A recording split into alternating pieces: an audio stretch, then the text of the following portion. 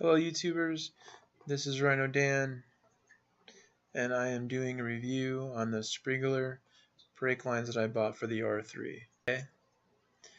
And it's been something that I've been wanting to do for a while because the R3 brakes are really horrible in my opinion, like really bad. So the reason I didn't do other upgrades like exhaust or intake is because I wanted to work on things that were bothering me. So I worked on my seat to give me more comfortability in my knees. Then I did the steel brake lines, hoping that would fix. So I did the brake lines instead of doing rotors or brake shoes to see if this was a viable fix.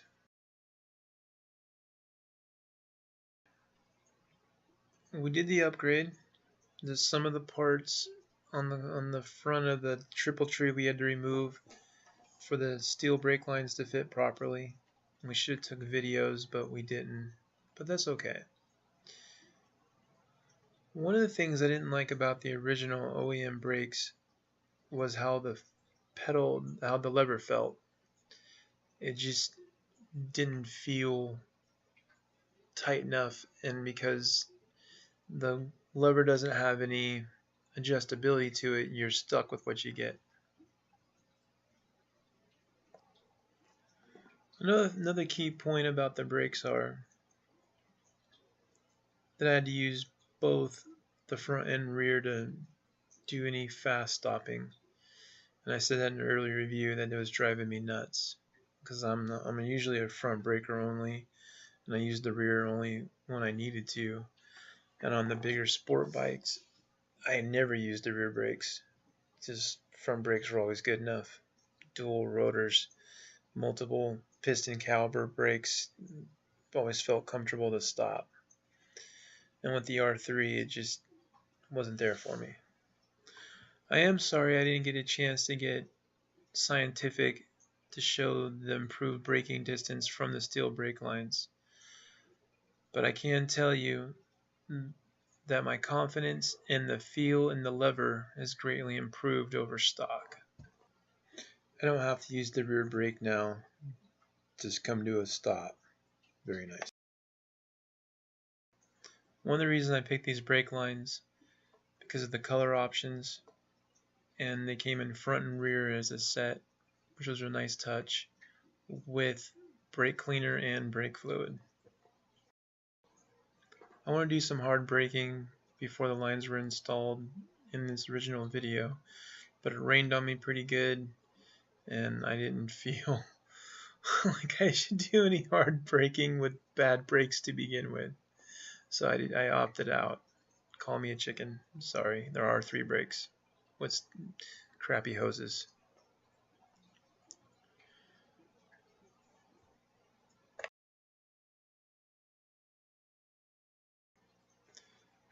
So this is 100 miles before I made the review. I did it after the lines was installed to let the brake fluids settle and get worked in. We did bleed the brakes after we installed them, but nothing's perfect and there might have been a few bubbles, who knows. But the brake feel was pretty good. The rear braking especially really improved. I mean, it got really good. Another thing is too, when I drive corners, a lot of times I'm working on throttle control, and so I don't brake a lot. But there is a corner coming up where I brake really well. And this one isn't it. I crossed the WLL line. Messed up. Happens. I'm not a professional.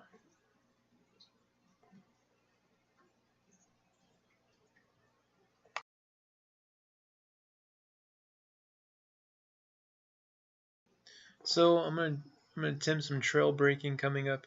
Usually I'm not a trail breaker, but in this couple turns here, I had the confidence with the new steel brake lines to even attempt it.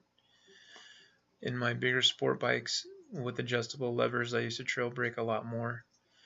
But with the R3 and the non-adjustable levers and the OEM brake lines, I never feel comfortable enough to trail brake. So like right here, I'm trail braking in this corner, and you can see me letting off, and I had that confidence with the steel brake lines to keep the consistency for me to do that. Final thoughts. What I gained with these brakes, they bite so much harder than they used to. It is really a big improvement. The consistency of the lever feel was greatly improved. So I grabbed a fistful of brake and it shot me forward. It was really cool. It doesn't really like to happen before like that. I'm Rhino Dan. If you like my message, you like my videos, please like and subscribe. Thank you.